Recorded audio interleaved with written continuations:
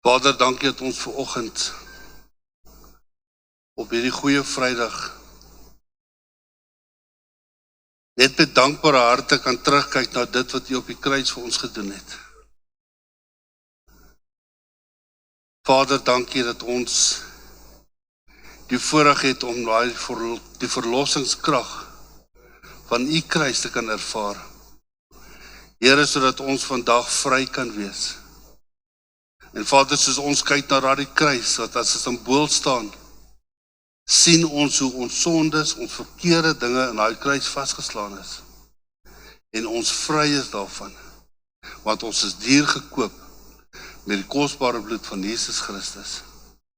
Vader, dankie dat ons ook so dankie sê vir die voorreg wat ons het om offerhande te kan gee. Here, dankie dat U ons in 'n posisie sit om te kan gee. En Vader, soos mense gegee het vanoggend en via internet en betalings, dankie Here dat ons dit 'n seën oor elke gesin kan uitspreek. Here, dat daar geen tekorte sal wees nie, maar dat ons oë gefestig sal wees op U as ons voorsiener. In Jesus naam. Amen. Wat 'n voorreg is dit vanoggend om 'n vroeë oggend te kan hê in die teenwoordigheid van die Here. Ek dink dit is een ding, en ek dink dit is wat Pastor Dawie en Linus wat oggende inkom. So julle is welkom as julle opstaan, of julle kan nie slaap in die oggende nie. 6:00 is hulle hier om te bid, so julle is welkom te kom kyk of hulle bid. Maar dan moet julle ook bid. Maar weet jy wat, dit is 'n kosbare tyd vir die oggend. Die Here maak my ook baie keer vroeg in die oggende wakker, dan kan ek nie slaap, en dan is dit daai kosbare tyd wat jy met die Here spandeer, en dit is asof die hemele op daardie stadium net oopmaak. En dit is net awesome om tyd saam met die Here te kan spandeer. En vanoggend is dit my voorreg om hierdie boodskap vanoggend met julle te deel oor die kruis. En ek dink vandag staan ons by die voordeur van 'n groot gebeurtenis wat plaasgevind het in die geskiedenis van Christendom. En ek dink as dit nie plaasgevind het, was ons in die moeilikheid vandag gewees. En die kruis was nie net 'n instrument vir die dood nie, maar dit was 'n plek van pyn gewees. Dit was 'n vernedering gewees. Die kruis het 'n simbool geword van oordeel. En ek dink in daardie geval ook, as ons kyk na die kruis, buiten dit, was dit ook 'n simbool van oorwinning in Jesus. En ek dink as ons kyk na hoekom dit 'n plek van oordeel en pyn en vernedering is, dan moet ons kyk na die geskiedenis van die tydperk rondom die kruisiging. En as ons kyk na die Romeinse Ryk, nou in die Bybelse tyd was dit hulle ding gewees om misdadigers en mense wat gerebelleer het teen die regering van die Romeinse Ryk, om hulle te straf. En een van die grootste strawwe wat hulle kon gee, was om iemand te kruisig. Want deel van die kruisiging was dit die pyn wat daarmee gepaard gaan, die vernedering wat daar gepaard gaan, en dan die oordeel daarvan. En as jy kyk na, dit was nie net 'n straf gewees daai tyd nie, dit was ook 'n waarskuwing gewees vir die res van die mense, dat indien jy nou die moeilikheid sou maak, of teen opstand sou kom teen die Romeinse keiser, of teen sy gesag, was dit jou voorland gewees. Dit was hoe hulle mense gestraf het in daardie tyd. En ek dink dit was die laagste en die mees verwreedste en die vernederingste straf wat daar was dit. Wat uitgestaan het vir my is nogal dat geen Romeinse burger was wat blootgestel aan dit nie. Slegs iemand wat buite die Romeinse Ryk was, wat nie deel was van die Romeinse Ryk nie, wat nie 'n burger was vir die Romeine nie. Hulle was gehang en gekruisig. Want 'n Romeinse burger was gesien as 'n persoon van eer. Hy het 'n status gehad en hy het mag gehad. Buiten dit was jy nie eintlik iets belangriks gewees nie. En dit is wat Jesus se kruisiging presies binne hierdie Romeinse praktyk so spesiaal gemaak het. Want ek dink Jesus hy was behandel soos 'n slaaf. Toe hulle hom gearresteer het en alles wat hulle gedoen het, was soos 'n krimineel wat hulle gevang het. Hy is behandel soos 'n krimineel. Hy is behandel soos 'n persoon wat gerebelleer het teen die regering. En hy was vernederd gewees. En dit is wat die Romeinse Ryk gesien het. Hulle het hom gesien as 'n bedreiging. Maar die kruisiging van Jesus was uniek gewees. Want wat vir my spesiaal was, is dat nog voor die Romeinse Ryk bestaan het, was daar al in die Ou Testament geprofeteer van 'n lam wat gekruisig gaan word. Is interessant hoe God hierdie plan in werking gestel het, al in die Ou Testament al in werking gestel het vir die lam wat geslag gaan word, wat op hierdie unieke manier gekruisig gaan word, nog voordat dit werklik in werking gestel is. Jesaja 53 vers 1 tot 12, hy sê, wie het ons die boodskap geglo? Aan wie het ons die Here sy reddende mag geopenbaar? My dienaar het gegroei soos 'n loot wat uitspruit in die teenwoordigheid van die Here, soos 'n plant wat groei in droë grond. Hy was nie mooi of koonlik soos wat hy so aantrek nie, of met 'n voorkoms dat ons van hom sou hou nie. Hy was verag en verwerp deur mense, iemand wat leed en pyn geken het. Hy was soos iemand vir wie mense die gesig weggedraai, verag en hom nie geag het nie. Tog was dit ons swakhede wat hy gedra het. Hy het ons pyn verduur, ons het aan hom gedink as God ontslaan, kastei en tuister. Hy is geslaan en gepynig ter wille van ons sondes. Hy is gestraf sodat ons in vrede kan leef. Hy is geslaan sodat ons gesond kan word. Almal van ons het weggedwaal soos 'n klomp skape. Ons het nie ons eie pad gevolg. En toe het die Here ons almal se skuld en sondes op hom laat neerkom. Hy is geslaan en mishandel, maar hy het sy mond nie oopgemaak nie. Hy is so 'n lam wat ter slagting gelei word, so 'n skaap stil is voor sy skeders, so het hy ook nie sy mond oopgemaak nie. Vers 8 sê, hy is verdruk, skuldig bevind, weggelei na sy dood. Wie van sy mense het besef dat hy vir hulle sondes doodgemaak is geword, dat hy eintlik vir hulle plek gesterf word. Hy het niks verkeerd gedoen nie, en hy het nooit enige iemand bedrieg nie. Tog is hy soos 'n misdadiger begrawe, in 'n ryke se graf neergelê. Maar dit was die Here se wil, om hom te vermorsel en te laat ly. Al het die Here sy lewe 'n skuldoffer gemaak, sal hy 'n groot nageslag kry, nog lank lewe. Die Here se plan sal as gevolg van hom ontvou. Na sy bitter lyding sal hy weer die lig sien en tevrede wees. En deur alles wat hy beleef het, sal my regverdige dienaar dit moontlik maak vir baie om ook regverdig te word, want hy dra al hulle sondes. Vers 12 sê hy, daarom eer ek hom as iemand wat groot en magtig is, want hy was bereid om doodgemaak te word en as 'n misdadiger beskou te word, en het die sondes van baie gedra en vir sondaars gebid. Amen. Nou hierdie profetiese woord was opgeneem nog voordat die Romeinse Ryk bestaan het. En dit is wat vir my, as jy kyk na die detail van dit wat gesê is presies dit wat gebeur het toe Jesus gearresteer is en daardie proses moes deurgaan het. Dit was nie net 'n doelbewuste straf van God nie. Dit was 'n doelbewuste offer vir ons as mens. En ek dink as die kruisiging as 'n straf gedien het, was dit anders met Jesus, want Jesus was onskuldig. Hy was nie 'n misdadiger nie. Hy was nie 'n rebel nie. Hy het nie ten opstand gekom nie. Selfs Pontius Pilatus, toe Pontius Pilatus hom moes oordeel, het selfs hy gesê, maar ek vind geen fout in hierdie man nie. Hy het niks verkeerd gedoen of gesien in Jesus nie. Maar tog op die ouens vandag moes hy gehoor gegee het aan dit wat die mense wil gehad het. En op die ouens vandag was dit in elk geval God se plan gewees. Johannes 10 vers 18 sê hy sê niemand ontneem my lewe nie, maar ek offer dit op my eie. Ek het dit volmag om dit op te offer, en ek het die volmag om dit weer te neem. Dit is 'n opdrag wat ek van my Vader ontvang het.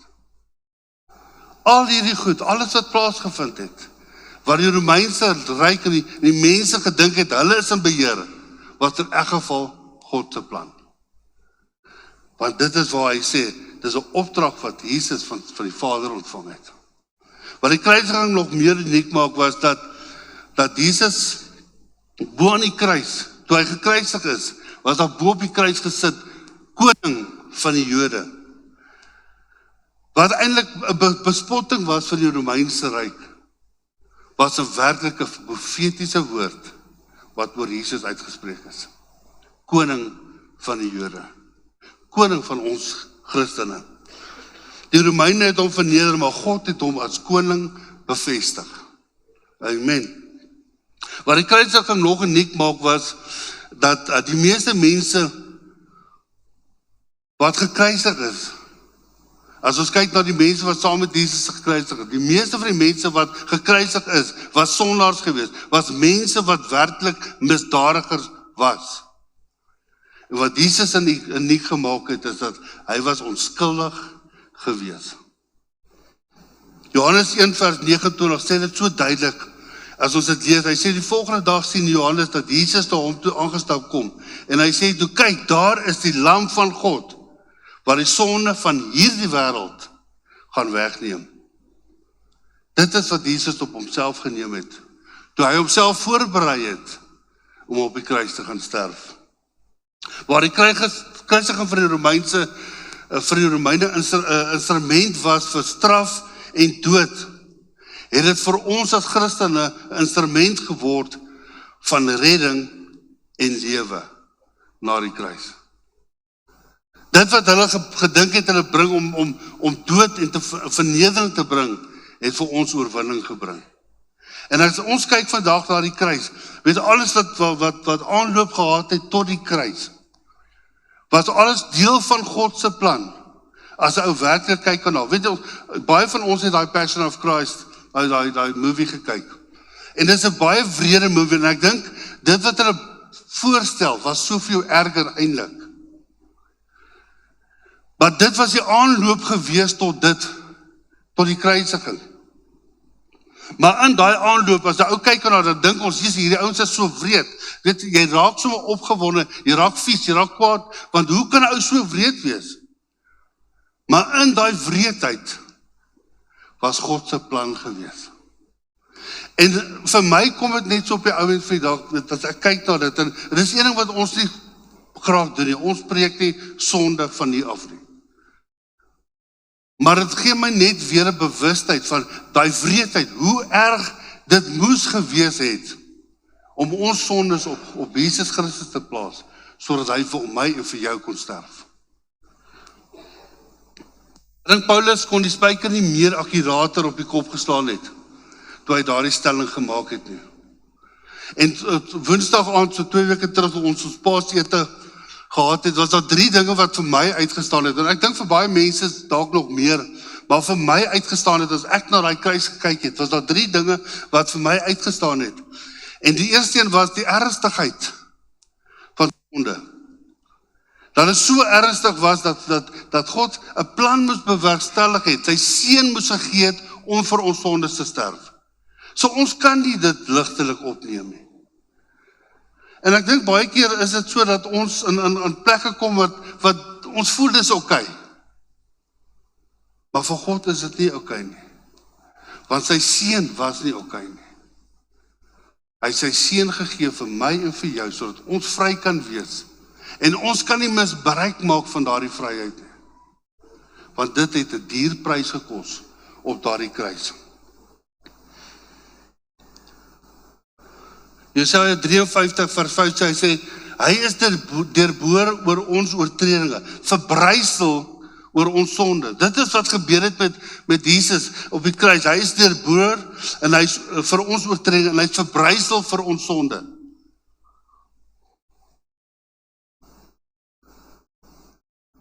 En die tweede ding wat my uitgestaan het, was die liefde van God. Kyk, ons kan nie by daai kruis kom en nie ervaar die liefde wat God vir die wêreld gehad het nie. Die liefde wat God gehad het, dat hy sy seun gegee het, sodat elkeen wat in hom glo, nie verlore hoef te gaan nie. Dit wys die hart van God. Romeine 5 vers 8, hy sê, God laat blyk sy liefde vir ons egter daarin, dat Christus vir ons gesterf het, ten spyte daarvan, toe ons nog sondaars was. Nog voordat ons op 'n plek gekom het, waar ons 'n keuse kon maak, het God al sy liefde vir ons gegee, in die vorm van Jesus. En al wat ons hoef te doen, was om te sê, Here, ek gee myself oor. Ek ontvang dit wat U vir my op hierdie kruis gedoen het, as my verlossing. En ons gaan 'n pad stap saam met Jesus. Want dit is wat liefde is. Dit is wat ware liefde is. En dan die derde een wat vir my uitgestaan het, was die nuwe lewe na die kruis. En ek dink dit wat vir my die mees opgewondenste maak, is die lewe na die kruis. Want as ons aanvaar het dit wat Jesus Christus vir ons op die kruis gedoen het, het ons 'n lewe, 'n volle lewe na die kruis. En ek dink toe Jesus op daai kruis gehang het en hy sy laaste asem uitgeblaas het en gesê, dit is voldoen, dit is verby, het hy nie gesê, dit is klaar nie. Wat hy gesê het was, dit wat ek gedoen het, is volbring.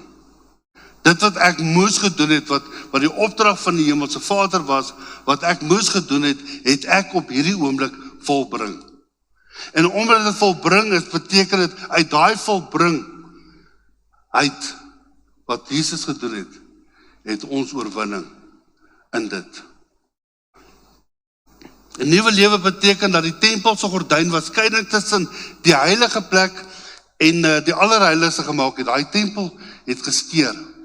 En wat vir my interessant, wat ek, terwyl ek nou voorbereid was, het ek nou 'n videoetjie gekyk, en die een persoon praat in die video, en hy sê, toe hierdie wel geskeur het, dit was eintlik, in daardie tyd was dit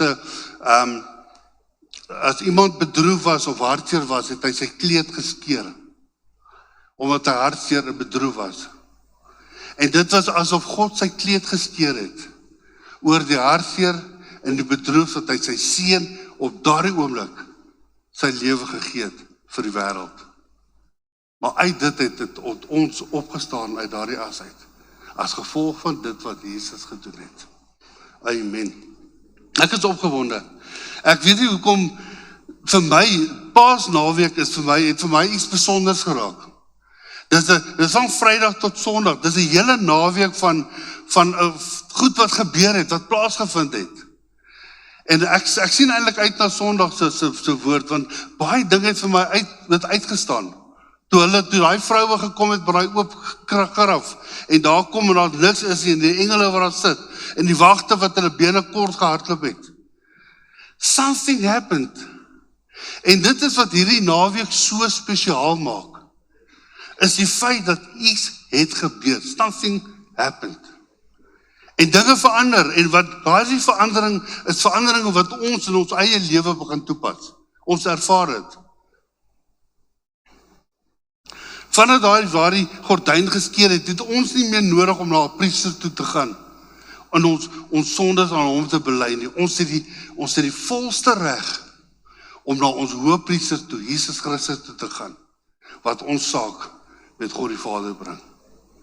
Dit is amazing, die voorreg wat ons het, om dit te kan doen, om in die allerheiligste te kan instap, waar God is. Hebreërs 10 vers 19 tot 22, Jan, en ek dink, ek is seker baie vinnig op die woord vir julle daar agter. Hebreërs 10 vers 19 en 22, hy sê, broers en susters, ons het dus nou die bloed van Jesus die volle vrymoedigheid om in die hemelse heiligdom in te gaan. Hy het hierdie nuwe lewende pad, wat deur die binneste voorhangsel tot God gegaan, vir ons oopgemaak, deur vir ons te sterf. So hy het eintlik vir ons 'n pad geskep. Vers 21 sê, wat meer is, ons het 'n groot priester wat toesig hou oor die huis van God. Kom, ons gaan dan die heiligdom binne, ja, tot voor God, met 'n opregte hart en absolute vertroue, terwyl ons harte deur besprinkel gesuiwer is, 'n skuldige gewete en ons liggame gewas is met skoon water. Dit is wat ons nou die toegang kan hê tot die allerheiligste saam met God die Vader. En wat ek vandag vanoggend nou wil afsluit mee is, en Pastor Dawie, ek gaan nou land met 'n spoed. Wat vir my belangrik is die identiteit wat verander het na die kruis. En weet jy, die kruis word ons, voor die kruis het ons hierdie lewe gelewe in die wêreld. Maar dan kom ons tot by die kruise waar ons die Here ontvang het as ons verlosser en sien wat Jesus vir ons gedoen het op die kruis, dan beweeg ons nou aan, want ons kan nie stil staan nie. Ons moet aanbeweeg. Dan beweeg ons aan en dan kom ons op 'n plek waar ons as skuldiges onskuldig bevind word deur Jesus. Die vyand gaan nog kom, hy gaan nog probeer om jou skuldige gewete te gee en jou te treiter oor dit. Maar weet jy wat? Jy kan tot, dis soos jy kom by 'n til. Nou kom jy by die til en jy het jou inkopies gedoen en jy het alles daar gesit en hulle deurgesit en jy het betaal. En die oomblik as jy verby daai til beweeg en jou goedjies in jou sakkies het, dan is dit betaal, dit is verby. En dis wat presies wat gebeur het. Ons het tot by die kruis gekom. Jesus het vir ons betaal op die kruis. En nou beweeg ons verby. En omdat ons verby beweeg het, is dit betaal. Jy kan nie terug gaan en weer betaal nie. En ek dink dit is wat die kruis wat ons moet sien, wat die kruis vir ons gedoen het, is die feit dat as ons verby beweeg, moet ons besef en weet, dis afgehandel. Die vyand het nie die reg om dit weer terug te bring en jou te herinner aan goed nie. Behalwe as jy skelm is en winkeldiefstal gedoen het. Maar ons dis betaal. Ons beweeg en dis betaal voor. Vir ons is van verlore is ons na gevonde mense. Want dit wat ons in die wêreld was, wat verlore was, het Jesus ons gevind. Van gebrokenheid is ons herstel. En van slawerny is ons nou vry in Jesus. Amen. Die kruis is nie die einde nie. Dit is 'n nuwe begin in Christus Jesus. En ek dink as daar een woord is of iets wat ons huis toe kan vat vanoggend, is dit om te sê, maar dit is waar my lewe begin. Dit is by die kruis. Dit het nie daar gestop nie, dit gaan aan. Maar dis my nuwe identiteit in Christus. Galasiërs 6:14 sê, maar ek, hier styg ek alweer op. Hy sê, maar ek wil op niks anders beroem as die kruis van die Here Jesus Christus nie. Want daardeur is die wêreld vir my gekruisig en ek vir die wêreld. As jy jouself wil beroem op daardie dag toe jy jou hart vir die Here gegee het en 'n nuwe lewe begin het. Pasolina sê altyd, dit sy 2 verjaarsdae sê sy. Die een is die regte een, die ander een was die weergeboorte een. En ek dink as ons kan roem op die weergebore datum, want dis die nuwe mens. Vandag kyk ons na die kruis as 'n kruis van oorwinning. En ek dink as ons die uitstap, moet ons oorwinning in ons harte hê. Want dit is wat Jesus vir ons gedoen het. Hy het vir ons oorwinning bewerkstellig. Kom ons maak ons oortoe. Here, dankie vir die kruis. Dankie dat U my sondes gedra het, Here, en dat dit vandag op daardie kruis vasgespijker is. Here, dankie dat ek vandag 'n vry mens kan wees en in 'n nuwe lewe saam met U kan beweeg en groei in dit. Here, dankie vir die weg wat U geskep het na ons Vader se harte. En Here, dankie dat ons met dankbare harte opreg dankbare harte kan dankie sê vir dit wat U vir ons gedoen het. Here, dankie dat Here soos U daar in die tuin was en dat U gevra het, Here, dat hierdie beker van smart verby moet gaan. Maar tog het U dit gevat sodat dit verby ons hoef te beweeg. En dat ons nie hoef deel te wees van dit nie. Here, ons is vry vandag. En ons sê dankie, Here, dat ons die Heilige Gees het wat ons in waarheid kan lei, sodat ons kan groei en groot word in Christus. En Vader, as ons terugkyk na die kruis, dat ons kan sien, maar dit was my ou lewe. En hier waar ek nou is 'n nuwe lewe in Christus. Dit is ons harte. Here, dit is ons wens. Dit is ons wil, om saam met U te kan wees. In Jesus naam. En soos ons vanoggend klaarmaak vanoggend, Here, en 'n tyd saam met ons familie en gesin gaan hê. Here, wil ek vra dat U goedheid oor elkeen sal stort. Here, dat hierdie tydperk 'n tydperk van dink sal wees, dat ons sal dink, onsself op plekke sal sit en dink oor wat die kruis vir my as mens beteken. Wat beteken dit vir my? En Vader, dat U in daardie tydperk vir ons openbarings gaan gee van U liefde in Jesus. Ons sê dankie daarvoor, Here, en mag hierdie 'n geseënde naweek wees, saam met ons familie en vriende, en mag U guns op elkeen van ons wees in Jesus naam. En ons almal sê, amen. Baie dankie. Mag elkeen van julle 'n lieflike naweek hê. Mag die goedheid en guns van die Here op julle wees. En saam met julle familie en vriende, want my kinders kom nou, so ek is baie opgewonde. Ek gaan my kleinkind sien. So, ons is opgewonde. En mag hierdie net 'n lekker naweek wees vir elkeen van julle. Mag die goedheid en guns op julle wees in Jesus naam. Amen. Lekker week vir elkeen. Sien julle Sondag.